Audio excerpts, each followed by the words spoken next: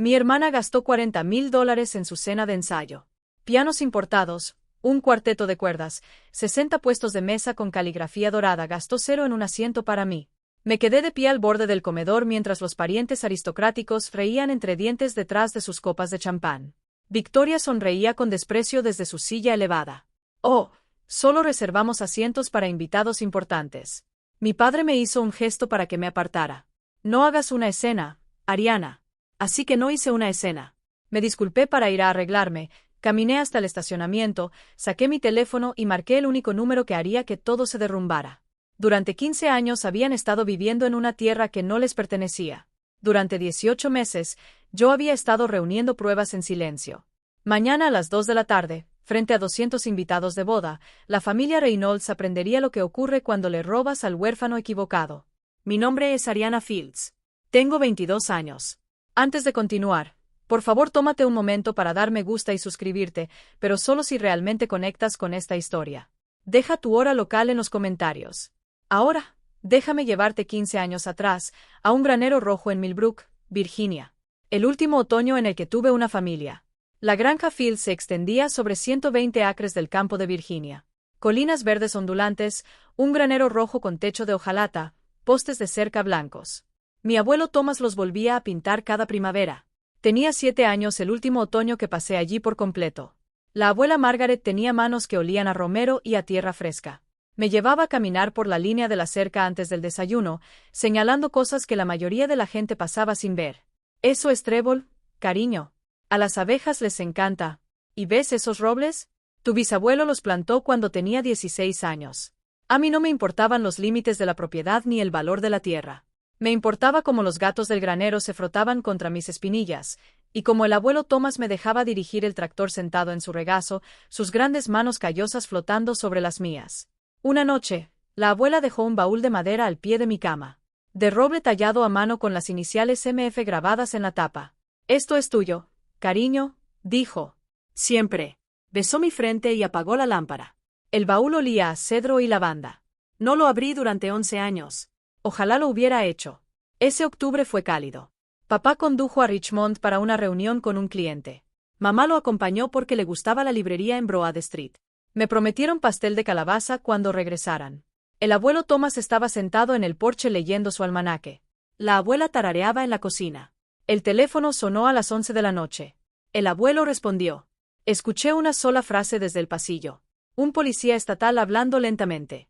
Un camión se pasó un semáforo en rojo en la ruta 29. El abuelo colgó el teléfono. Se sentó en el suelo de la cocina, simplemente se derrumbó como un hombre al que le han cortado los hilos. La abuela lo sostuvo. Yo estaba en la puerta en pijama, agarrando el marco porque la casa se sentía como si estuviera inclinándose.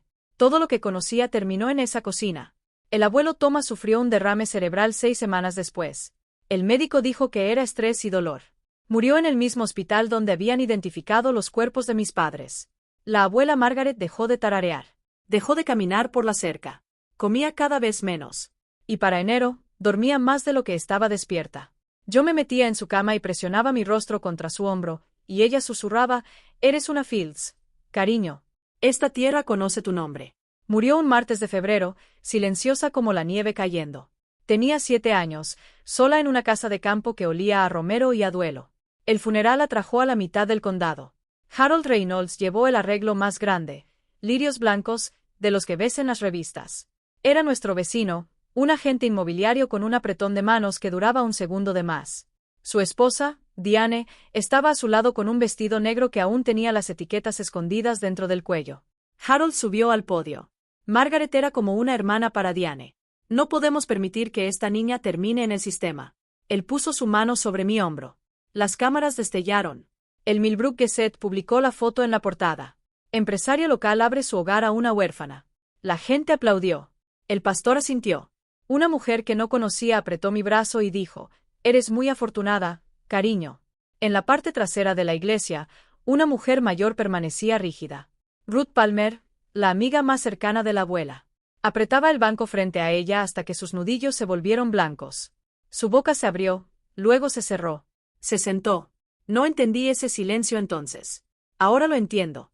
Victoria Reynolds, de 9 años, estaba junto a la puerta de la iglesia con un vestido a cuadros. Me miraba como mirarías a un animal callejero que alguien llevó a casa. No saludó. No sonrió. 6 meses dentro de mi nueva vida, el patrón era claro. El dormitorio de Victoria tenía una ventana saliente con vista al valle, una cama con dosel blanco y una estantería llena de libros por capítulos que nunca leía. Mi habitación estaba al final del pasillo, junto al armario de servicios. Antes era un cuarto de almacenamiento, paredes desnudas, una ventana que daba al granero. El baúl de madera estaba en una esquina. Harold no se había molestado en moverlo porque pensaba que no valía nada. Todos en esta familia contribuyen, me dijo Harold en mi primera mañana de tareas. Yo tenía 7 años. Me entregó un balde de alimento que pesaba más que mi mochila. Victoria estaba sentada en la isla de la cocina comiendo panqueques en forma de corazón. A los 8, aprendí a limpiar los establos. A los 9, podía conducir la podadora en líneas rectas. A los 10, la alarma de las 4 de la mañana era automática. Mi cuerpo despertaba antes que el reloj. Diane cocinaba la cena para 3. Yo comía lo que quedaba, de pie en la encimera mientras ella cargaba el lavavajillas. Eres tan independiente, decía, como si el hambre fuera un rasgo de carácter. Una noche, pasé junto al estudio de Harold y lo escuché hablando por teléfono. La puerta estaba entreabierta. Capté fragmentos. Autoridad de tutor sobre los activos de la herencia, y nosotros gestionamos todo hasta que cumpla 18. Se rió de algo que la persona al otro lado dijo. Yo tenía 10 años. No entendía los activos de la herencia. No entendía la tutela, pero entendía la risa. Era la misma risa que usaba en los cócteles cuando hablaba de su cartera de acciones. El sonido de un hombre contando el dinero de otra persona. Caminé de vuelta a mi habitación y me senté sobre el baúl. Podía sentir las iniciales de la abuela a través de mi pijama, letras elevadas grabadas en madera vieja. Algo estaba mal. Solo que aún no tenía palabras para explicarlo. Para cuando tenía 14 años. La división era arquitectónica. Victoria, de 16, conducía un jeep blanco que Harold le compró por su cumpleaños. Tomaba clases de equitación en Middleburg, pasaba los veranos en Hilton Head y publicaba fotos de la remodelación de su dormitorio que costó más que las reparaciones del tractor que yo había estado manejando desde los 12. Yo gestionaba el ganado. Llevaba las cuentas.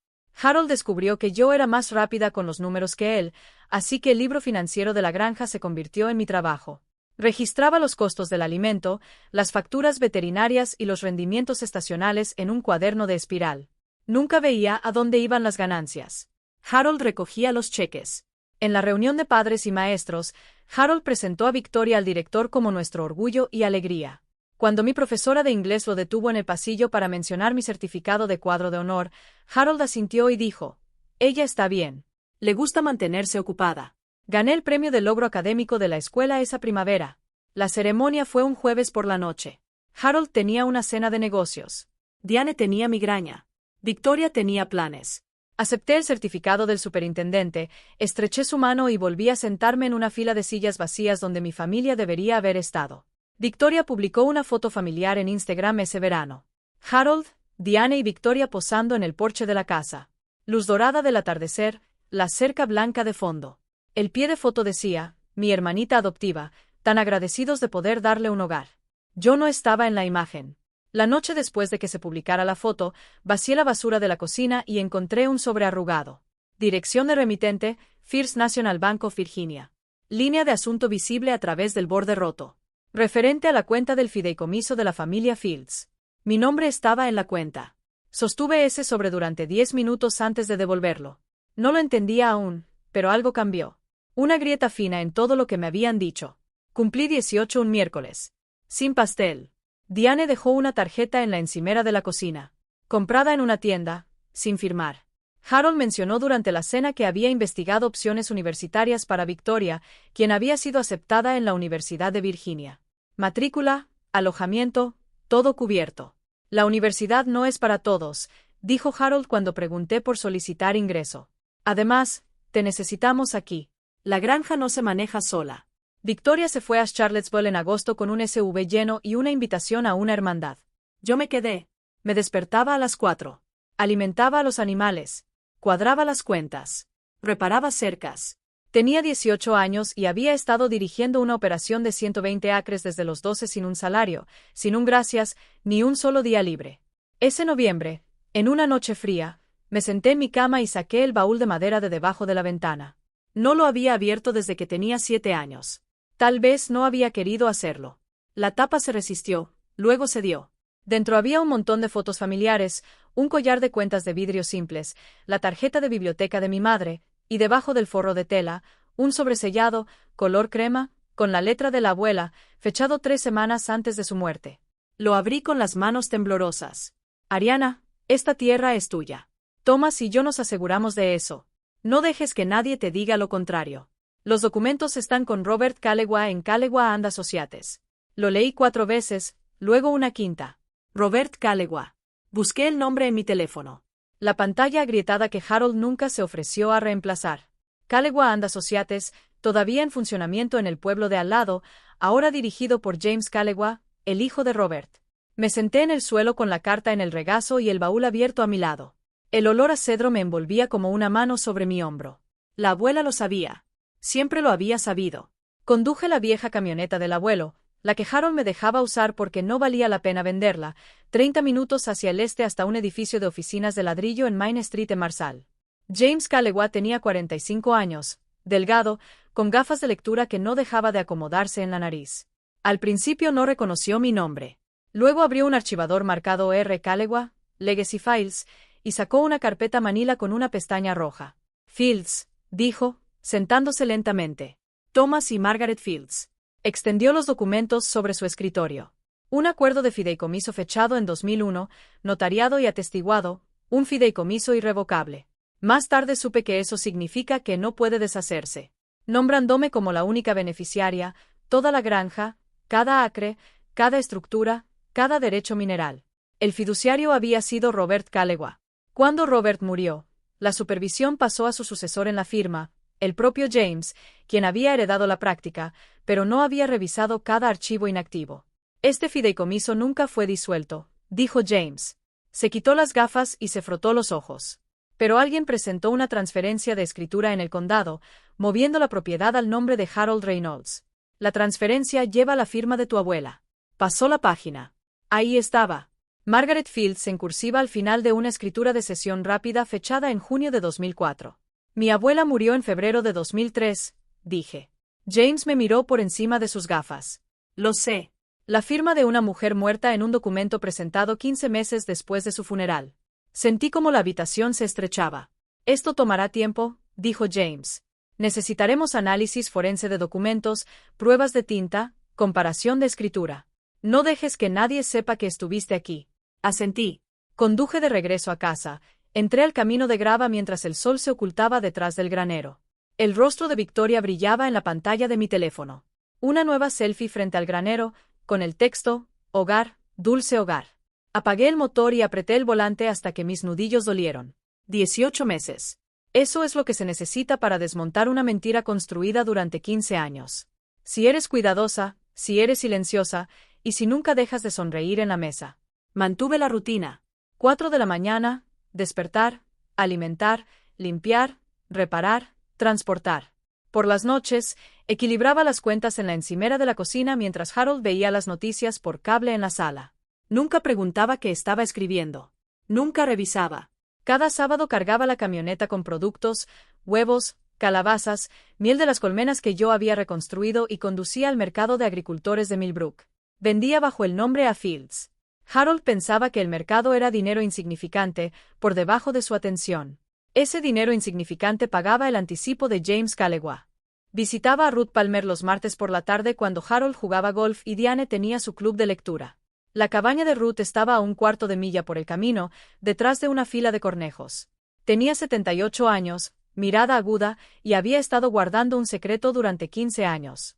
Tu abuela le rogó a Harold que no cambiara nada, me dijo Ruth, con las manos rodeando una taza de té. Él sonrió y dijo, por supuesto, Maggie. 3 meses después, la escritura estaba a su nombre. Ruth firmó una declaración jurada bajo juramento. James la presentó junto con el resto. El anuncio del compromiso llegó en acción de gracias. Victoria, de regreso de Uva con un título en Relaciones Públicas y un diamante en su dedo, estaba junto a Garrett Prescott, hijo de Richard Prescott, cuya familia desarrollaba complejos de golf en todo el Atlántico Medio. Harold sonreía radiante. Esta es la alianza que lo cambia todo. Victoria hizo tintinear su copa durante la cena. La familia de Garrett quiere desarrollar la granja en un resort. Papá se está encargando del papeleo. Pasé la ensalada. Sonreí. Dije, eso suena emocionante. 18 meses sonriendo. 12 días más. 12 días antes de la boda, James llamó. Los resultados forenses llegaron, dijo. Su voz tenía la calma tensa de un hombre sosteniendo un documento cargado. La firma en la transferencia de la escritura es falsa. El compuesto de tinta, una formulación basada en colorantes, no estaba disponible comercialmente hasta 2006. Tu abuela murió en 2003. Me senté en la camioneta detrás de la tienda de suministros. Motor apagado, ventanas abiertas. Un halcón giraba sobre la línea de árboles. Presioné el teléfono con fuerza contra mi oído. Ahora tenemos 4 pilares, continuó James. El fideicomiso original, aún válido e irrevocable. La escritura falsificada con confirmación forense. La declaración jurada de Ruth Palmer bajo juramento. Y 15 años de registros financieros que muestran que Harold retiró $487,000 de la cuenta del fideicomiso. $487,000. El número se asentó en mi pecho como una piedra. Presenté la impugnación de la sucesión esta mañana. El juez firmó una orden de restricción temporal esta tarde. No se permite ninguna venta, transferencia o desarrollo de la granja Fields hasta que el tribunal emita un fallo. 12 días. La boda era en 12 días. El plan de los Prescott era anunciar el desarrollo del resort en la recepción. 200 invitados atendidos en la tierra de mi abuela. ¿Estás segura de que quieres hacer esto en la boda? Preguntó James. Ellos lo hicieron público cuando me humillaron en público. Solo estoy devolviendo el favor con documentos. James hizo una pausa. Haré que el notificador llegue al lugar a las 2 de la tarde. Esa noche, un sobre color crema apareció en la mesa de la cocina. La invitación a la cena de ensayo de Victoria, caligrafiada a mano, cartulina gruesa, bordes dorados. Mi nombre estaba escrito en lápiz en la parte inferior, apretado y torcido, como si alguien lo hubiera añadido en el último momento. Una ocurrencia tardía, una cortesía que nadie quería extender. Sostuve el sobre como una vez había sostenido aquel aviso bancario, girándolo con cuidado entre mis manos. 12 días. Había esperado 15 años. 12 días no eran nada.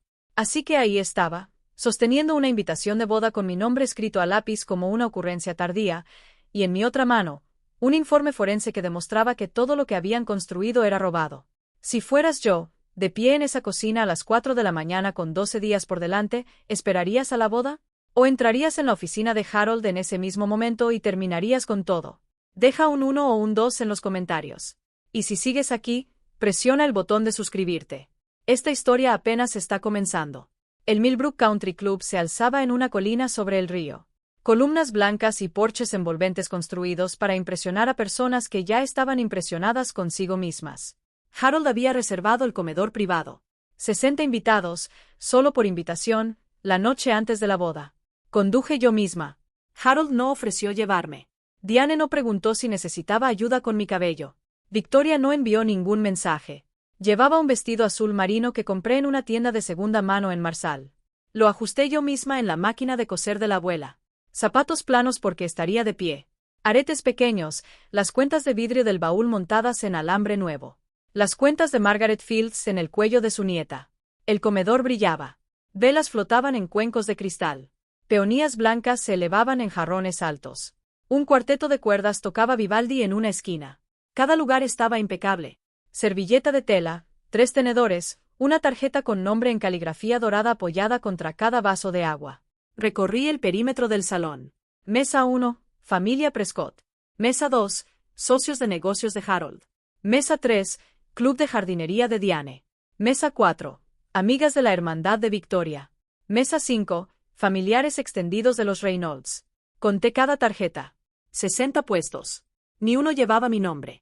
Victoria presidía la mesa principal, su silla ligeramente elevada sobre una pequeña tarima que alguien había construido solo para esta noche.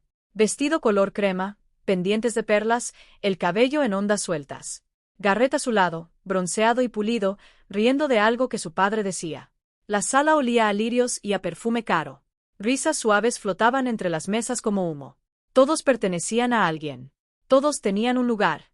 Me quedé cerca de la entrada, sosteniendo mi bolso con ambas manos, y escaneé el salón una vez más. 60 nombres, 60 sillas. Caminé hacia la mesa principal. Creo que hay un error con los asientos. Victoria levantó la mirada de su champán. La sonrisa no desapareció de su rostro. Solo cambió de forma. Las comisuras de sus labios se elevaron más, pero sus ojos se volvieron planos. Oh, dijo, lo suficientemente alto como para que las 3 mesas más cercanas la escucharan. Solo reservamos asientos para invitados importantes.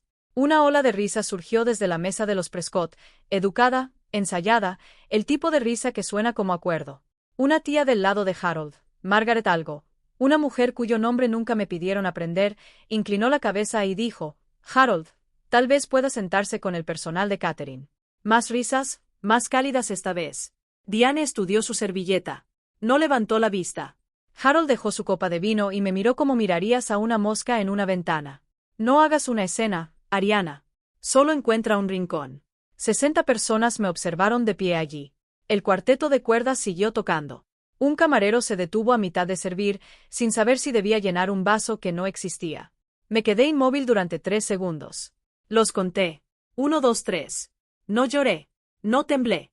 Miré a Victoria, a los pendientes de perlas, a la silla elevada, a la tarjeta con nombre en caligrafía dorada que decía Victoria Reynolds Prescott.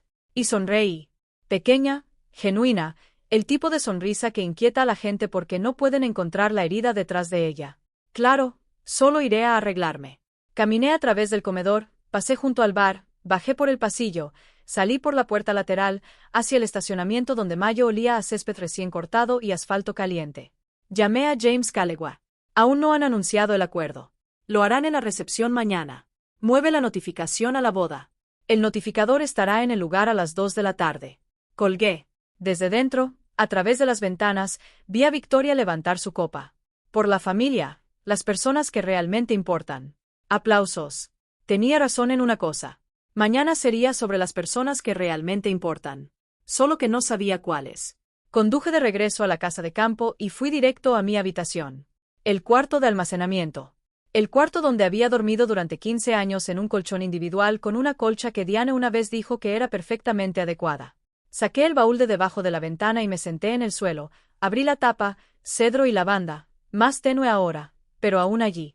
La carta de la abuela estaba encima, doblada por todas las veces que la había abierto y vuelto a doblar en la oscuridad.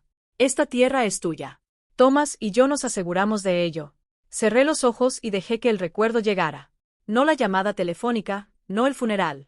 La mañana anterior, la abuela caminando conmigo por la línea de la cerca, su mano cálida rodeando la mía, señalando los robles. Eres una Fields, cariño. Esta tierra conoce tu nombre. Abrí mi teléfono. La carpeta estaba etiquetada JC. James Callewa. Dentro, fotografías de cada documento, el acuerdo de fideicomiso, la escritura falsificada, el informe forense, la declaración jurada de Ruth, la orden de restricción temporal sellada y firmada por el juez Harrison del Tribunal de Sucesiones de Millbrook, 15 años de pruebas, 18 meses de paciencia, una llamada telefónica. Dejé el teléfono en el alféizar de la ventana y miré hacia afuera. Luz de luna sobre el techo del granero, los postes blancos de la cerca ligeramente torcidos donde había reemplazado 3 de ellos la primavera pasada. El campo extendiéndose oscuro y silencioso bajo un cielo lleno de estrellas. Esto no se trataba de odio. No odiaba a Harold. No odiaba a Victoria. El odio es agotador, y yo había gastado toda mi energía en algo más útil. Esto se trataba de la tierra. La tierra de la abuela. Mi tierra. Y mañana, frente a 200 personas que creían conocer a la familia Reynolds, la verdad se levantaría y se presentaría. Doblé la carta y la guardé en el baúl, me acosté sobre la colcha, ajusté la alarma. 4 de la mañana. Una última vez. La última mañana en la que despertaría en la casa de otra persona. 5:45 de la mañana.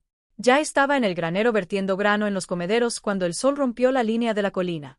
Los caballos se movieron en sus establos. El gallo cantó desde el poste de la cerca junto al jardín. El mismo poste donde el abuelo Thomas solía colgar su sombrero. Dentro de la casa, la maquinaria de la boda estaba en marcha. Una maquilladora llegó a las 6:30. Una peluquera a las 7. La voz de Diane atravesaba las paredes, aguda, directiva, gestionando cada detalle de la transformación de Victoria. Harold estaba al teléfono en su estudio, su voz baja y confiada, la voz que usaba cuando el dinero estaba a punto de cambiar de manos. Nadie tocó mi puerta. Nadie preguntó qué iba a usar. Nadie comprobó si había comido. Me duché. Me vestí con el vestido azul marino de la noche anterior, lo único decente que tenía, y prendí las cuentas de vidrio de la abuela en mi cuello. Me miré en el pequeño espejo sobre el fregadero del cuarto de servicio. Parecía una mujer que había estado trabajando desde antes del amanecer. Bien. Para las 10, los invitados comenzaron a llegar. El lugar era el propio granero. Harold había gastado $20,000 en convertirlo para el evento.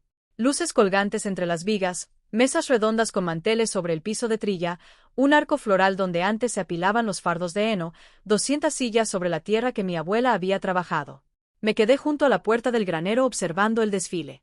Familiares de los Prescott en ropa de verano, figuras sociales con sombreros anchos, un fotógrafo con 2 asistentes, luego un sedán gris, modelo antiguo, entrando en el extremo del estacionamiento. Ruth Palmer salió, con un abrigo gris oscuro abotonado hasta el cuello. Ella me vio, un solo gesto con la cabeza.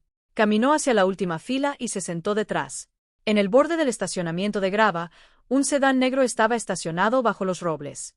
El conductor permanecía adentro. Revisé mi teléfono. Un mensaje de James. Según lo previsto, Garrett Prescott subió al escenario para probar el micrófono.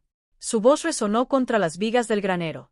Después de los votos, mi padre tiene un anuncio muy especial sobre el futuro de esta propiedad. La propiedad de mi abuela. Anunciado desde el granero de mi abuela frente a 200 personas que no conocían mi nombre. La ceremonia comenzó al mediodía bajo el arco floral. Peonías blancas, yedra colgante, cintas de seda, todo enmarcando la vista del pasto sur donde el abuelo Thomas solía dejarme perseguir luciérnagas. Victoria caminó por el pasillo tomada del brazo de Harold. Su vestido era de largo catedral, con perlas bordadas en el corpiño. Parecía una portada de revista. Harold llevaba un traje gris oscuro con un pañuelo lavanda que combinaba con las corbatas de los padrinos. Su postura decía patriarca. Su sonrisa decía victoria. Diane estaba sentada en la primera fila, secándose los ojos con un pañuelo con monograma. Apretó la mano de su hermana y susurró algo que hizo que ambas rieran suavemente. Yo me senté en la última fila. Ruth Palmer estaba a mi lado, su bolso sobre el regazo, sus manos apoyadas sobre el cierre. No habló. No necesitaba hacerlo. La presión de su hombro contra el mío lo decía todo. El oficiante leyó los votos. La voz de Garrett era firme. La de Victoria era ensayada, el tipo de emoción que practicas frente al espejo hasta que suena real. Acepto, dijo. Y su mirada recorrió la sala como un reflector, tocando cada rostro que importaba. Se posó en el mío por medio segundo. Sonrió, pequeña, afilada, la misma sonrisa de la noche anterior. Me alegra que hayas podido venir. Luego volvió a mirar a Garrett. Ahora los declaro marido y mujer. Los aplausos llenaron el granero. Palomas reales, fueron liberadas de una caja cerca de la entrada. Se dispersaron hacia las vigas, confundidas por las luces. Victoria se giró para lanzar el ramo. Me miró directamente, con el brazo preparado hacia atrás. Trata de no manchar tu vestido. Risas del cortejo nupcial. Mantuve las manos a los lados. Revisé mi reloj. 1:47 de la tarde, 13 minutos. El granero pasó de ceremonia a recepción en 20 minutos. El personal sacó barras de cócteles, encendió velas en cada mesa y activó un trío de jazz donde había estado el oficiante. 200 invitados se movían entre estaciones, barra de mariscos, torre de embutidos, fuente de champán con el escudo Prescott grabado en la escultura de hielo. Me asignaron la mesa 14, la mesa sobrante colocada contra la pared del fondo cerca de la entrada de la cocina, medio oculta detrás de un pilar. Mis compañeros de mesa eran un miembro del catering en descanso y un acompañante que ya había bebido demasiado vino. Harold tomó el micrófono primero. Su voz era cálida, pulida, la voz de un hombre que había practicado la sinceridad hasta que sonaba natural. Por Victoria y Garrett, el futuro del legado Reynolds. Todo lo que hemos construido, todo por lo que hemos trabajado nos lleva a este momento. Levantó su copa. 200 copas se alzaron en respuesta. Yo también levanté la mía. Luego Richard Prescott, el padre de Garrett, subió al micrófono, de cabello plateado, bronceado, con la confianza de un hombre que convertía tierra en dinero. Detrás de él, una pantalla de proyección descendió desde una viga que Harold había instalado para la ocasión.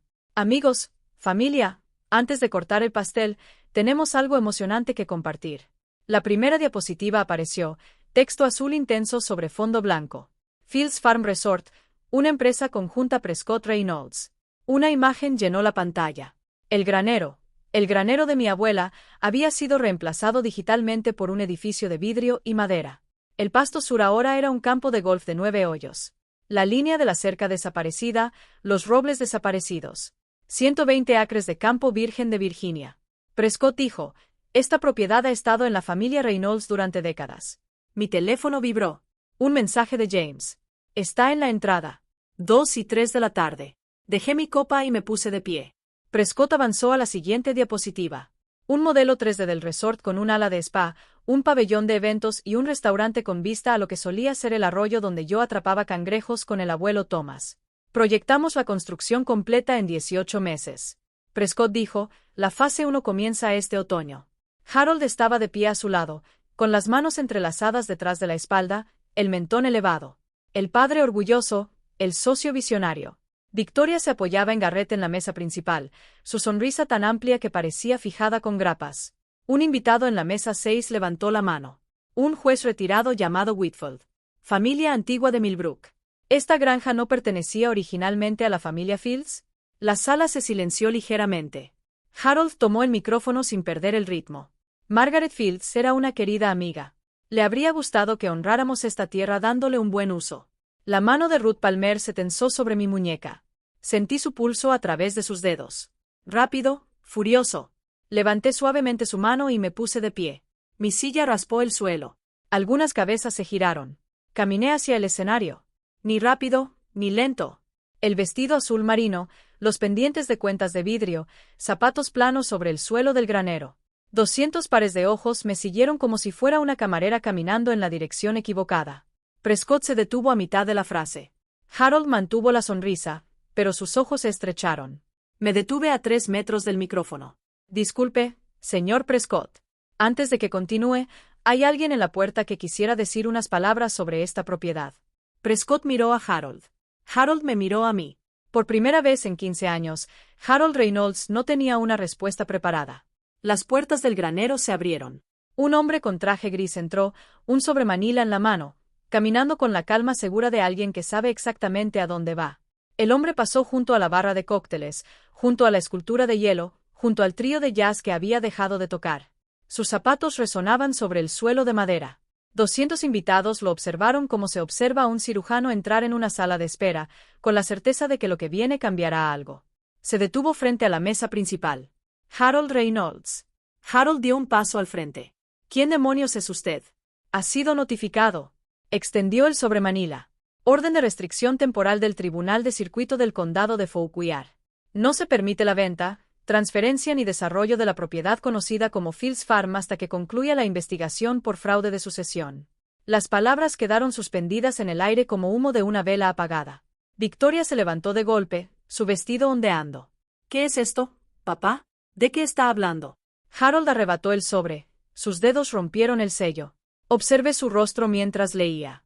El color se drenó de sus mejillas por etapas, como agua que se vacía de una bañera, de rojo a rosado a blanco. Diane se aferró al borde de la mesa. Harold, ¿qué está pasando? Prescott dejó el micrófono sobre el podio con un golpe suave. No miró a Harold. Miró a Garrett. Garrett miró a Victoria. Victoria miró a la sala. Los susurros comenzaron en las mesas del fondo y avanzaron como una ola. Las sillas se movieron. Las servilletas cayeron. Una mujer en la mesa 3 se inclinó hacia su esposo y dijo lo suficientemente alto como para que yo la escuchara. ¿Dijo fraude? Prescott sacó su teléfono del bolsillo de la chaqueta. No se disculpó. Simplemente marcó, dio la espalda a la sala y habló en voz baja, la voz de un hombre llamando a su abogado. Garrett miró fijamente el sobre en las manos de Harold. Luego miró a su padre. Después se sentó y no dijo nada. Nadie me miraba. Aún no. Harold se recuperó más rápido de lo que esperaba. 15 años de mentiras le enseñan a un hombre a recomponer su rostro en segundos. Tomó el micrófono, se aclaró la garganta y sonrió. Damas y caballeros, esto es claramente un competidor intentando interrumpir nuestra celebración. Estas cosas pasan en el sector inmobiliario. Nuestro equipo legal se encargará de esto el lunes por la mañana. Por favor, disfruten la velada. Aplausos dispersos. Algunos invitados asintieron, queriendo creer, porque creer era más fácil que la alternativa. Victoria alisó su vestido y forzó una risa. ¿Podemos por favor volver a mi boda? Pero Prescott no se sentó. Permaneció cerca del escenario, el teléfono aún en su oído, la mandíbula tensa. Cuando colgó, habló directamente a Harold. En voz baja, pero no lo suficiente. Harold, mi equipo necesita verificar esto antes de que avancemos con nada. Richard, confía en mí. Esto no es nada. La confianza es exactamente de lo que estamos hablando. La puerta lateral del granero se abrió. James Callaway entró. Traje oscuro, maletín de cuero, el paso firme de un hombre que había pasado 18 meses preparándose para esta sala exacta. Se detuvo a mi lado y miró a la multitud. Buenas tardes. Mi nombre es James Calewa, abogado de herencias. Represento a la beneficiaria legal del fideicomiso irrevocable de la familia Fields. El rímel de Victoria comenzaba a correrse. ¿Qué fideicomiso? No hay ningún fideicomiso. James abrió el maletín sobre la mesa más cercana. De hecho, sí lo hay. Registrado en 2001 por Robert Calewa en nombre de Thomas y Margaret Fields. Notariado, con testigos, y registrado en el condado de Fauquier. La única beneficiaria es Ariana Marie Fields. 200 cabezas se giraron. Cada mirada en la sala se posó en mí. La chica de la mesa apartada. El nombre escrito a lápiz. La que no tenía asiento. Harold me miró. Su boca estaba abierta, pero no salía nada.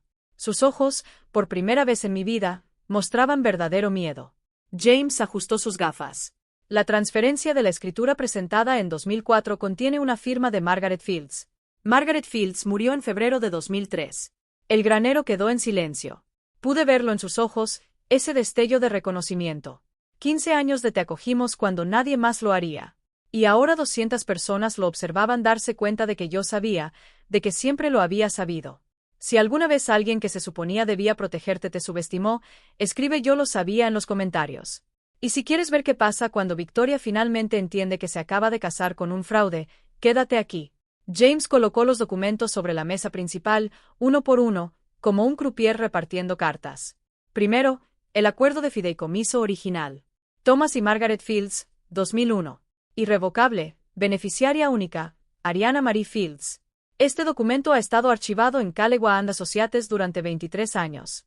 Segundo, la transferencia de escritura falsificada presentada en junio de 2004, 15 meses después de la muerte de Margaret Fields. La firma fue examinada por la doctora Ellen Mars, examinadora forense certificada de documentos con licencia en la Mancomunidad de Virginia. Sus conclusiones: el compuesto de tinta es un pigmento basado en colorantes no fabricado antes de 2006.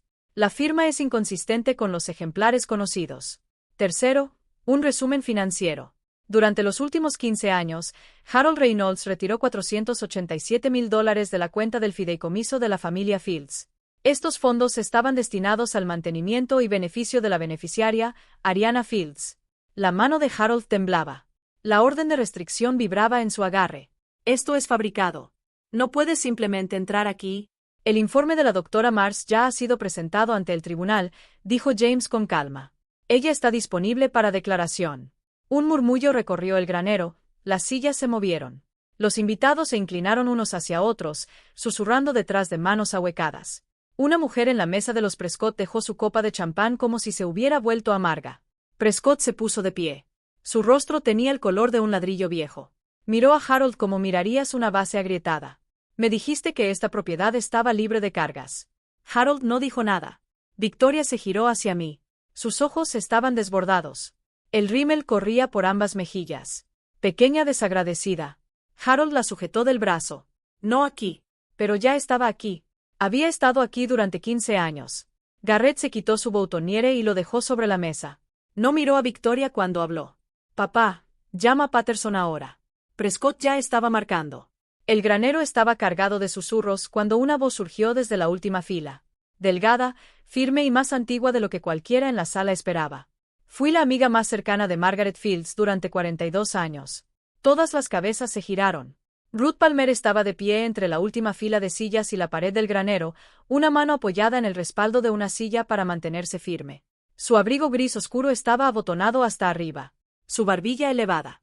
Parecía pequeña, anciana y absolutamente inamovible. Margaret me dijo 3 semanas antes de morir que había puesto la granja en un fideicomiso para Ariana. La voz de Ruth cruzó el granero sin micrófono, el tipo de voz que nace de décadas diciendo la verdad en salas que no querían escucharla.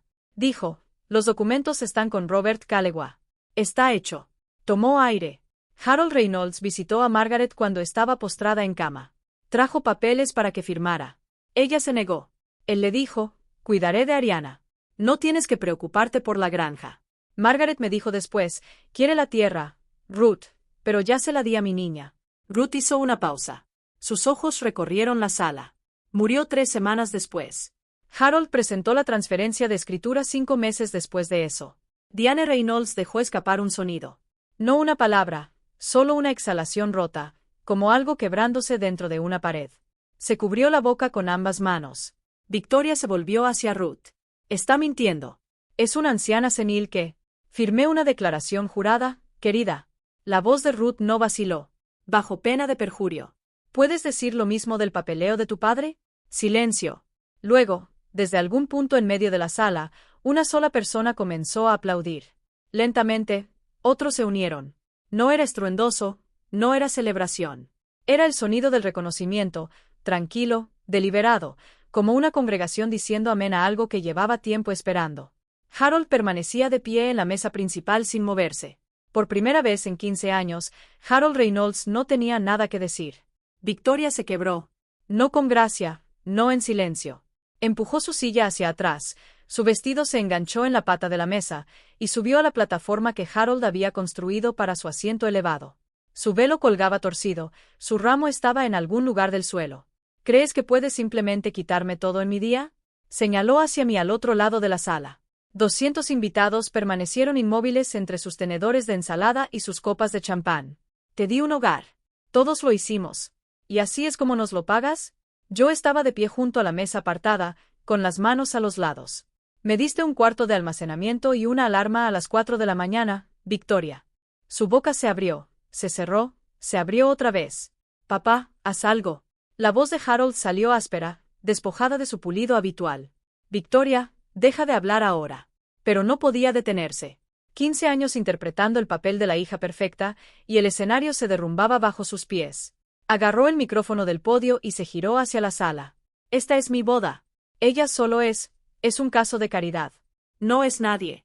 En la mesa de los Prescott, Garrett se quitó lentamente su anillo de boda. Lo colocó sobre el mantel blanco junto a su plato de postre intacto. Victoria no lo vio. Seguía de frente a la multitud, el rímel corriendo, la voz quebrándose. Garrett habló sin levantarse. Victoria, los abogados de mi familia necesitan hablar contigo, por separado de tu padre. Ella se giró, vio el anillo sobre la mesa. Su boca tomó una forma que nunca le había visto antes. No era ira, no era actuación. Era comprensión. La comprensión lenta y enfermiza de una mujer viendo cómo cada soporte de su vida era retirado al mismo tiempo. Diane se puso de pie. Sus ojos hinchados. Miró a Harold. Me dijiste que la granja era legalmente nuestra. Me dijiste que Margaret lo quería así. Harold no respondió. Los invitados comenzaron a levantarse de sus mesas en silencio, uno por uno, como personas saliendo de un teatro antes de que se enciendan las luces. El desmoronamiento no fue dramático. Fue administrativo. Fueron personas haciendo llamadas, disculpándose, sacudiendo la cabeza en el estacionamiento. Prescott se fue primero. Pasó junto a Harold sin darle la mano, sin decir una palabra. Garrett lo siguió 3 pasos detrás. En la puerta del granero, Prescott sacó su teléfono. Cancela el contrato. Todo. No me importa el depósito. Las figuras sociales fueron las siguientes. Salidas rápidas, sonrisas tensas, el tipo de retirada apresurada que decía que todos hablarían de esto en el brunch de mañana. Algunos se detuvieron cerca de mi mesa al salir. Un apretón de manos, un gesto de cabeza. Una mujer llamada Lydia Kensington, cuyo esposo estaba en la junta de planificación del condado, tocó mi codo. Doné a la Fundación Reynolds el año pasado porque Harold dijo que apoyaba la granja. ¿A dónde fue ese dinero exactamente? No tenía respuesta para ella. James asintió. El granero se vació por etapas. El trío de jazz guardó sus instrumentos. Los del catering empacaron la comida intacta. La escultura de hielo se derretía bajo las luces, el escudo Prescott disolviéndose en un charco sobre el suelo. Victoria desapareció en la suite nupcial. La puerta se cerró de golpe, luego sollozos apagados, agudos y descontrolados, el sonido de una mujer cuyo público se había marchado. Harold se quedó sentado en la mesa principal, solo, mirando la orden de restricción. Diane ya no estaba. La había visto salir por la entrada de la cocina, con la cabeza baja, las llaves del coche ya en la mano. James me encontró cerca de la puerta del granero. Me entregó una copia completa del expediente. La audiencia es en 3 semanas. No tienes que hacer nada más esta noche. Salí afuera. El aire olía a heno recién cortado y tierra tibia. El atardecer caía sobre los pastos. Ruth estaba esperando junto a la cerca. Abrió los brazos. Caminé hacia ella y lloré. La primera vez que lloraba en años. No porque hubiera terminado, sino porque por primera vez en 15 años, Alguien dijo el nombre de mi abuela con amor. La mañana después de la boda, regresé a la casa de los Reynolds a recoger mis cosas.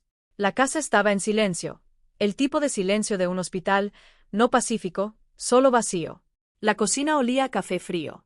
Un bagel a medio comer estaba sobre la encimera junto a una pila de blocs legales cubiertos con la letra de Harold. Subí las escaleras. Mi habitación, el cuarto de almacenamiento, se veía igual. Colchón individual, paredes desnudas, una ventana mirando al granero. Empaqué lo que era mío. 2 bolsas de ropa, el álbum de fotos familiares del baúl, algunos libros. El baúl lo llevé abajo con ambos brazos, el roble pesado contra mi pecho. Diane estaba en el pasillo. No había dormido. Sin maquillaje, el cabello recogido, un suéter envuelto alrededor de ella como una armadura que ya no le quedaba. Ariana, por favor, podemos hablar de esto. Su voz se quebraba. Harold cometió errores, pero te queríamos. Dejé el baúl en el suelo y la miré. Señora Reynolds, me viste dormir en un cuarto de almacenamiento durante 15 años y lo llamaste amor. No discutió. Sus ojos se llenaron de lágrimas y apoyó una mano contra la pared, buscando sostenerse. Pero no discutió. Recogí el baúl, mis bolsas, el álbum. No tomé nada que perteneciera a la familia Reynolds. Ni un plato, ni una toalla, ni un recuerdo que no hubiera ganado. Dejé la llave de la casa sobre la encimera de la cocina. El metal golpeó el granito. La puerta del estudio se abrió. Harold apareció, con los ojos enrojecidos, sin afeitar, usando la camisa de ayer. Parecía 10 años mayor que en la cena de ensayo. Ariana, tenemos que hablar. Yo puedo arreglar esto. Lo miré, el hombre que estrechaba manos frente a cámaras y falsificó la firma de una mujer muerta. El tribunal decidirá lo que está bien, señor Reynolds. Me fui. No azoté la puerta. La cerré como me enseñó la abuela, suavemente, pero por completo. 3 días después, Harold solicitó una reunión a través de James de manera formal. No tienes que ir, dijo James. Pero si quieres, estaré allí. Yo quería ir. No por cierre, no por satisfacción. Quería ver si quedaba algo del hombre que había puesto su mano sobre el hombro de una niña de 7 años y prometido frente a toda una iglesia que la mantendría a salvo. La reunión fue en la oficina de James. Harold llegó con un blazer arrugado y pantalones caqui, un hombre que se vestía sencillo para parecer humilde, pero no lograba sostenerlo. Se sentó frente a mí y entrelazó las manos como un hombre en confesión. Mira, sé que no fui perfecto. Frotó el pulgar contra los nudillos. Pero te alimenté, te vestí, te di un techo. James abrió una carpeta. Señor Reynolds, también extrajo casi $500,000 de un fideicomiso que pertenecía a una menor. Eso eran costos operativos. La granja no funciona sola. Me incliné ligeramente hacia adelante. Yo manejé la granja, señor Reynolds, desde los 12 años. Él se movió incómodo. Cambió de táctica, voz más suave, ritmo más lento. ¿Qué tal si lo dividimos 50/50? Tú te quedas con la casa, yo con los derechos de desarrollo. Podemos irnos todos. James no me miró. No hacía falta. El fideicomiso no es negociable. Es un fideicomiso irrevocable. La propiedad pertenece completamente a la señorita Fields. La mandíbula de Harold se tensó. La máscara humilde se deslizó, y debajo estaba el mismo hombre que me apartó de la mesa durante 15 años. Estás cometiendo un error, Ariana. Te vas a arrepentir. Sostuve su mirada. Llevo 15 años arrepintiéndome. Ya terminé. Se puso de pie, abotonó su blazer, caminó hacia la puerta y se detuvo con la mano en el marco. No se giró. No se despidió. Pero su rostro en ese medio segundo antes de irse, no era el rostro de un hombre que había aceptado perder. Era el rostro de un hombre que ya estaba planeando su siguiente movimiento. Una semana después, James llamó a las 7 de la mañana. Yo estaba pintando la cerca, mi cerca, y tuve que dejar el pincel para contestar. Harold contrató a Miche & Strand de Richmond, una gran firma de litigios. Me senté en el césped y acerqué las rodillas. ¿Qué están presentando? Una contrademanda. Alegan influencia indebida, que tú o yo manipulamos a Ruth Palmer para dar un testimonio falso. Y están cuestionando la capacidad mental de tu abuela cuando creó el fideicomiso. El aire se me fue de los pulmones. Me había preparado para la ira, para la negación, para que Harold intentara comprar su salida. No me había preparado para que arrastrara el nombre de la abuela por un tribunal. ¿Pueden hacer eso? Pueden intentarlo, dijo James. Pero el fideicomiso se ejecutó cuando Margaret tenía 65 años y gozaba de buena salud. Sus registros médicos están limpios. Chequeos anuales, sin quejas cognitivas, sin medicamentos que afecten el juicio. El notario que presenció la firma sigue vivo y está dispuesto a confirmar que Margaret estaba lúcida y consciente. Exhalé. Hay más, continuó James. Contacté a la fiscalía la semana pasada. Una firma falsificada en un documento registrado no es solo un asunto civil. Es un delito grave bajo el Código de Virginia. El fiscal está revisando la evidencia forense. Miré la cerca. La pintura blanca aún húmeda, brillando bajo el sol. No quiero que nadie vaya a la cárcel, dije. Esa no es tu decisión, Ariana. Si se cometió un delito, el Estado lo procesa. Harold tomó sus decisiones. Las consecuencias le pertenecen a él. Esa tarde lo vi. Una publicación en la página de Facebook de la comunidad de Millbrook. Sin nombres, pero todos en el pueblo sabían. Familia local prominente bajo investigación por fraude de propiedad. 37 comentarios en la primera hora. La pintura se secaba en la cerca mientras yo estaba sentada en el césped leyéndolos todos. El Tribunal del Condado de Fauquier es un edificio de ladrillo en Main Street con un asta de bandera al frente y un estacionamiento que ya estaba lleno a las 8:30 de la mañana. La mitad de Millbrook se presentó, no porque tuvieran asuntos en el tribunal, sino porque querían ver. Harold se sentó en el lado izquierdo con dos abogados de Miche y Ann Strand, pulidos, caros y ya sudando. Yo me senté en el lado derecho con James. Ruth Palmer estaba detrás de mí, abrigo abotonado, postura recta. James presentó primero el acuerdo de fideicomiso, el análisis forense de la doctora Ellen Mars, la declaración jurada de Ruth, los registros bancarios que mostraban retiros sistemáticos. El abogado principal de Harold, un hombre de cabello plateado llamado Garrett, sin relación con el novio, se levantó para el contrainterrogatorio. Su señoría, sostenemos que Margaret Fields podría no haber tenido la capacidad mental necesaria para ejecutar este fideicomiso en 2001. Solicitamos una evaluación completa. El fideicomiso fue firmado ante un notario autorizado, interrumpió James. Ese notario, el señor David King, está presente hoy en la sala y preparado para testificar que Margaret Fields estaba plenamente competente, sin coacción y clara en sus instrucciones. David King, de 72 años, se puso de pie brevemente en la galería. Llevaba una pajarita y sostenía un expediente.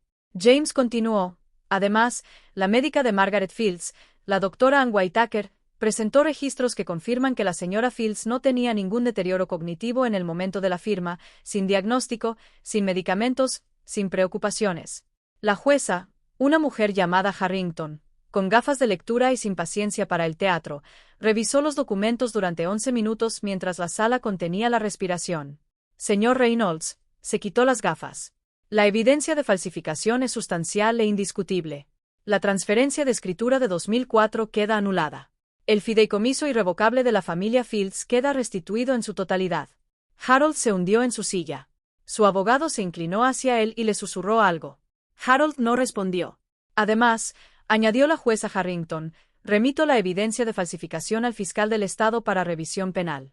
El mazo golpeó una vez, limpio y definitivo. Los escalones del tribunal estaban tibios bajo el sol de la tarde. Mayo en Virginia, cornejos en flor, el aire suave, el tipo de día que te hace olvidar que han pasado cosas difíciles. James estaba a mi lado, maletín en mano. Felicidades, señorita Fields. La granja es suya. Lo dijo sin énfasis. Sin celebración. Solo el hecho, expresado como lo hacen los abogados, como si transferir 120 acres y 15 años de trabajo robado fuera un trámite rutinario.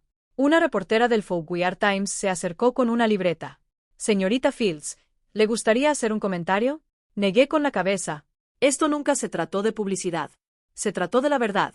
Ella lo anotó de todos modos. Ruth Palmer salió por la puerta del tribunal, avanzando despacio, una mano en la barandilla. Me encontré con ella al pie de los escalones.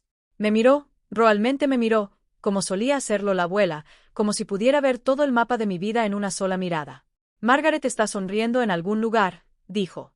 La abracé. Olía a jabón de lavanda y lana, sus manos, delgadas y huesudas, presionaban mi espalda con más fuerza de la que esperaba. Harold salió por la entrada lateral. Diane no estaba con él. Había dejado de aparecer en los mismos lugares que él. Caminó hacia su coche sin mirar a nadie. La puerta se cerró con un golpe pesado. Conduje de regreso a casa. Hogar. No la casa de los Reynolds en la colina, la casa de campo en el llano donde el granero se alza rojo contra el cielo y los postes de la cerca se alinean como viejos soldados custodian del pasto. Aparqué, bajé, caminé por la línea de la cerca. El mismo camino que la abuela y yo habíamos recorrido 100 veces. La tierra estaba húmeda bajo mis zapatos. Los robles susurraban. Un gato del granero se frotó contra mis espinillas. Puse mi mano sobre el poste de la cerca. Estoy en casa, abuela. 15 años. La tierra esperó. Yo también. 2 meses después de la audiencia, Harold Reynolds se declaró culpable de un cargo de fraude menor. Sus abogados de Richmond negociaron el acuerdo. 2 años de libertad condicional, restitución ordenada por el tribunal de $487,000 más intereses acumulados y una prohibición permanente de gestionar activos fiduciarios. El cargo de falsificación grave permaneció durante semanas antes de que el fiscal aceptara el acuerdo. Fue suficiente. La fiscalía tenía casos más grandes. Harold era poca cosa, un estafador de campo que había sido descubierto. Pero el tribunal era solo una parte. La Fundación Reynolds, la organización benéfica favorita de Harold, la que había usado para seducir donantes y escalar socialmente, se disolvió en un mes. Los donantes se retiraron. El condado revocó su estatus de exención fiscal después de una auditoría que reveló distribuciones irregulares. El Millbrook Country Club canceló discretamente la membresía de Harold. Sus socios comerciales dejaron de devolver sus llamadas. Harold puso la casa en venta, la gran casa colonial en la colina, la que tenía vista a la granja que había robado. Permaneció sin vender durante 10 semanas. Nadie en Millbrook quería comprar la casa de un estafador condenado. Bajó el precio 2 veces. Pasé una vez frente a ella camino a la tienda de suministros. El césped estaba sin cortar. El buzón lleno. Un letrero inmobiliario inclinado en el jardín, ligeramente torcido, como si la casa misma estuviera avergonzada. No me detuve. Hay algo que debo decir sobre Harold. Sin embargo, el día en que fue sentenciado, se sentó en la sala del tribunal mirando una fotografía familiar que había sacado de su billetera. Harold, Diane, Victoria, y en el fondo, medio recortada, una niña de 7 años con trenzas. Tal vez tuvo buenas intenciones al principio. Tal vez cuando levantó la mano en el funeral y dijo, no podemos dejar que esta niña termine en el sistema, una parte de eso era real. La codicia también es paciente. Solo que no se anuncia. Garrett Prescott solicitó la anulación 14 días después de la boda.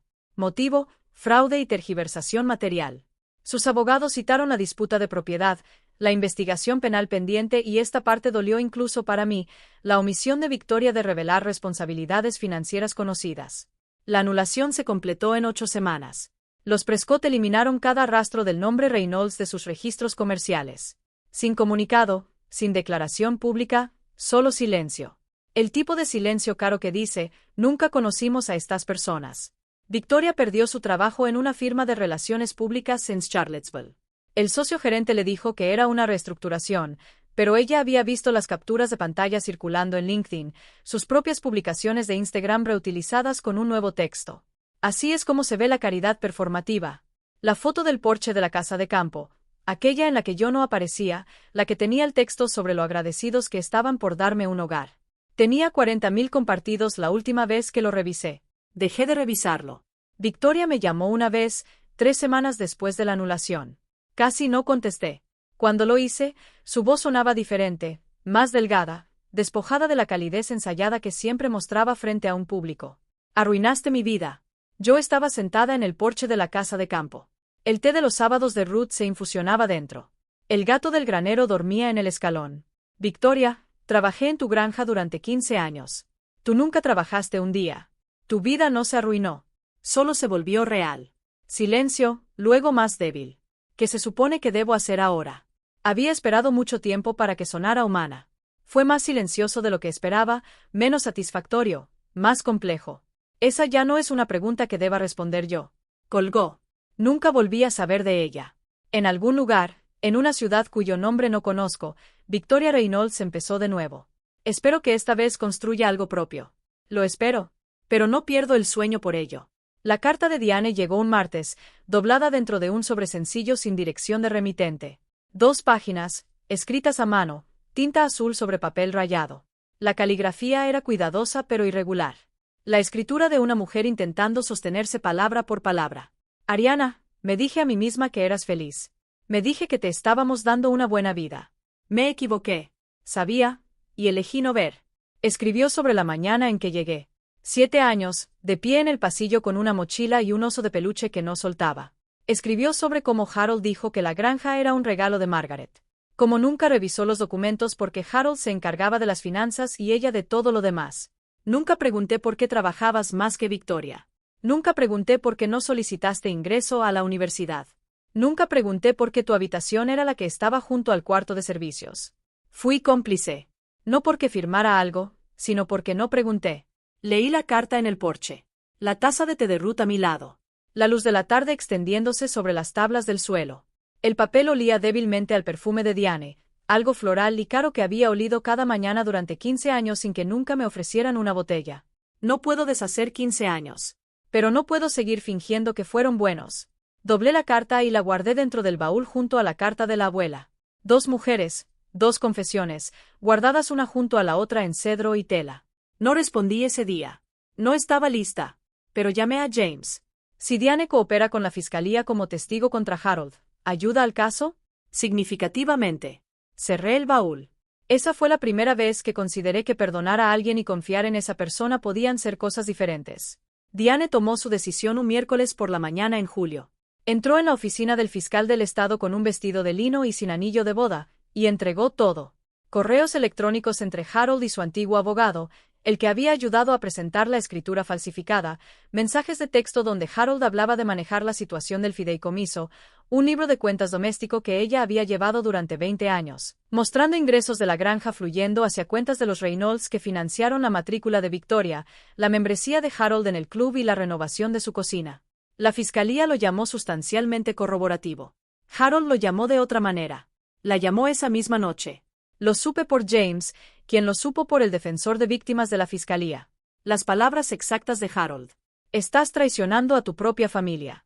La respuesta de Diane, según el defensor, fue de 6 palabras. No, Harold. He terminado de traicionar a alguien más. El acuerdo de culpabilidad se finalizó la semana siguiente. Con el testimonio de Diane sumado a la declaración jurada de Ruth y la evidencia forense, los abogados de Harold abandonaron cualquier intento de defensa. 2 años de libertad condicional supervisada, restitución completa, prohibición permanente de gestionar activos fiduciarios. Su nombre aparecería en registros públicos para cualquiera con un buscador en 10 segundos. Harold Reynolds, el hombre que llevó el arreglo floral más grande al funeral de mi abuela, pasaría el resto de su vida explicando resultados de búsqueda a cada persona que conociera. Victoria desapareció. Eliminó sus redes sociales, se mudó fuera del estado y dejó de contactar a Harold o a Diane. Nadie en Millbrook volvió a saber de ella. Se convirtió en un rumor. El primo de alguien la vio sirviendo mesas en Raleigh. Alguien más escuchó que estaba en Charlotte comenzando de nuevo. Pensaba en ella a veces por las noches, sentada en el porche. Me preguntaba si empezar de nuevo era más difícil cuando nunca habías comenzado realmente nada por ti misma. Pero ese era su camino. Yo tenía el mío. 6 meses después del fallo, la granja Fields parecía pertenecer a alguien que la amaba. Usé el dinero de la restitución para reemplazar el techo del granero, hojalata de verdad, del tipo que el abuelo Thomas habría elegido. Reconstruí la línea de la cerca sur con postes de cedro, lijados y sellados a mano. Compré un tractor de segunda mano que funcionaba mejor que el modelo de 10 años de Harold. El mercado de granja abrió el primer sábado de septiembre. Una mesa plegable, un cartel hecho a mano, cestas de calabazas y tomates, y ramos de flores silvestres. Para el tercer fin de semana, ya había una fila. Para el sexto, tenía una clienta habitual llamada Dolores que conducía 40 minutos desde Warrington solo por la miel. La gente venía porque los productos eran buenos. Se quedaban porque la historia había corrido. Yo nunca la conté en el mercado, nunca fue necesario. Millbrook es un lugar pequeño, y los lugares pequeños tienen memoria larga. Me inscribí en un programa en línea, Negocios Agrícolas, a través de Virginia State. Clases por la noche después de que los animales estaban atendidos. El abuelo Thomas habría estado orgulloso. Siempre decía que la agricultura era mitad tierra y mitad contabilidad, y tenía razón en ambas. Ruth venía todos los sábados. Se sentaba en el porche en la mecedora de la abuela, bebía té de manzanilla y me contaba historias que nunca había escuchado. Sobre el año en que el arroyo se desbordó y Thomas protegió el granero con sacos de arena él solo. Sobre el verano en que Margaret ganó el concurso de tartas del condado, 3 semanas seguidas. Sobre la noche en que nací y Thomas llamó a Ruth a medianoche gritando, «Tiene los ojos de Margaret». Instalé un nuevo letrero en la entrada. Roble tallado a mano, la misma madera que el baúl. Perforé cada letra, tracé cada ranura, clavé cada clavo. Fields Farm. Lo colgué en la cerca blanca justo donde solía estar el letrero de Harold. Cada letra, cada clavo, mi nombre, mi tierra. Pasó un año. Las estaciones recorrieron la granja como siempre lo habían hecho. Siembra, crecimiento, cosecha, descanso. Me asenté en un ritmo que se sentía heredado, como si la tierra misma me enseñara el tempo. Diane escribió de nuevo en noviembre. Una nota breve esta vez. No una disculpa, no una explicación, una invitación. Café. La panadería en Main Street en Marsal. Sin presión. Sin expectativas. Dije que sí. Se veía diferente, más pequeña. Su cabello había encanecido en las sienes y llevaba un suéter sencillo en lugar de las prendas de diseñador que le había visto durante 15 años. El divorcio era definitivo. Se había mudado a un apartamento de alquiler en Warrington. Estaba haciendo voluntariado en un programa de alfabetización y asistía a terapia 2 veces al mes. No espero perdón, dijo, sosteniendo su taza con ambas manos. Solo quería que supieras que ahora te veo. Debí haberte visto entonces. Tomé un sorbo de mi café, lo dejé sobre la mesa. Lo aprecio, pero necesito que entiendas que no somos familia. Tal vez algún día seamos algo, pero no hoy. Ella asintió. Sin lágrimas, sin actuación, solo una mujer asimilando una verdad que había ganado. Terminamos nuestro café. Preguntó por la granja. Le conté sobre el mercado, las clases, el nuevo techo del granero. Sonrió, una sonrisa real, cansada y honesta. Nos dimos la mano en el estacionamiento como 2 personas que quizás algún día aprenderían a compartir una habitación otra vez. Conduje a casa, revisé mi correo en el porche. La carta de aceptación del programa de negocios agrícolas de Virginia State brillaba en la pantalla agrietada de mi teléfono. Inscripción completa, semestre de primavera. Los campos estaban marrones con los restos del invierno. Los robles desnudos. El granero rojo contra un cielo gris. Todo estaba dormido. Todo estaba esperando crecer. Esa noche, me senté en el porche con el baúl abierto a mi lado y un bolígrafo en la mano. El sol ya se había ido, pero el cielo aún conservaba la última luz violeta del día. El gato del granero, al que llamé Maggie porque se frotaba contra mis piernas como lo hacían los gatos del granero con la abuela, se acurrucó en el escalón junto a mí. Escribí despacio, no porque no supiera qué decir, sino porque quería que cada palabra contara. Querida abuela, encontré tu carta. Me tomó un tiempo, pero la verdad fue paciente, tal como dijiste. La granja está verde otra vez. Bueno, ahora está marrón porque es noviembre, pero sabes a lo que me refiero. La cerca sur es de cedro. El techo del granero es de hojalata. Ruth viene los sábados y toma manzanilla en tu mecedora. Me cuenta historias sobre ti y el abuelo, y a veces casi puedo escuchar tu voz debajo de la suya. Voy a la universidad, negocios agrícolas, el tipo de cosa que al abuelo Thomas le habría gustado. Lo estoy haciendo en línea para poder quedarme en la tierra. Me despierto a las 5 ahora, no a las 4, porque así lo elijo. Tengo 23 años. Duermo en tu habitación. La colcha está desgastada en el centro, pero no puedo obligarme a reemplazarla. El letrero dice Fields. La tierra conoce mi nombre. Estoy bien, abuela. De verdad estoy bien. Doblé la carta y la coloqué en el baúl junto a la tuya. 2 cartas, 2 mujeres, separadas por 16 años, y la misma caja de cedro. Cerré la tapa, coloqué el baúl al pie de mi cama, la cama de la abuela, ahora la habitación de la abuela, y me cubrí hasta la barbilla con la colcha.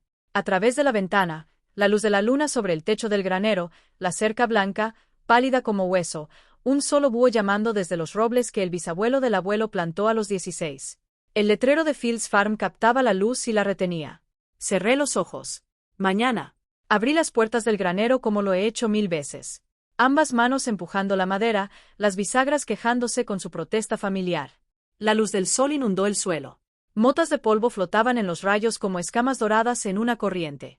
Caminé por la línea de la cerca. El mismo camino, los mismos robles, la misma leve elevación donde la tierra se alza y puedes ver hasta las Blue Ridge si el aire está claro.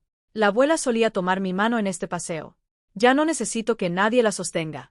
Pero a veces aún estiro la mano y toco el poste de la cerca donde ella se detenía y decía, mira, Ariana, mira lo que es nuestro. No sé si Harold alguna vez entenderá lo que tomó. No el dinero, no la tierra, los años, las mañanas que debí pasar en un escritorio en lugar de un comedero, las tarjetas de cumpleaños que nadie firmó, las sillas vacías en mi ceremonia de premios, 15 años de que me dijeran que era afortunada cuando era yo quien mantenía las luces encendidas. No sé si Victoria aprenderá a construir algo que sea suyo, algo que no comenzó con el trabajo de otra persona o con el nombre de otra persona. No sé si Diane y yo volveremos a sentarnos en la misma mesa. Dejé esa puerta sin cerrar. Sin cerrar no es lo mismo que abierta. Pero sé esto. Soy Ariana Fields. Esta tierra es mía. Los robles de mi abuela aún dan sombra al pasto sur. Los postes de cerca de mi abuelo aún marcan el límite. El granero es rojo. El letrero dice Fields. Y nadie, ni una firma falsificada, ni un asiento inexistente, ni 15 años de silencio pueden cambiar eso. La tierra recuerda a cada Fields que la amó. Ahora me recuerda a mí. Así que esa es mi historia. No gané gritando. Gané esperando, reuniendo la verdad y confiando en el proceso. Si esto resonó contigo, si alguna vez tuviste que defenderte cuando todos esperaban que te quedaras en silencio, me gustaría escucharlo. Comparte tu historia en los comentarios. Y si quieres más historias como esta, revisa la descripción para la lista completa. ¿Habrías esperado 18 meses como yo, o habrías confrontado a Harold antes? Escribe esperar o confrontar. Nos vemos en la siguiente.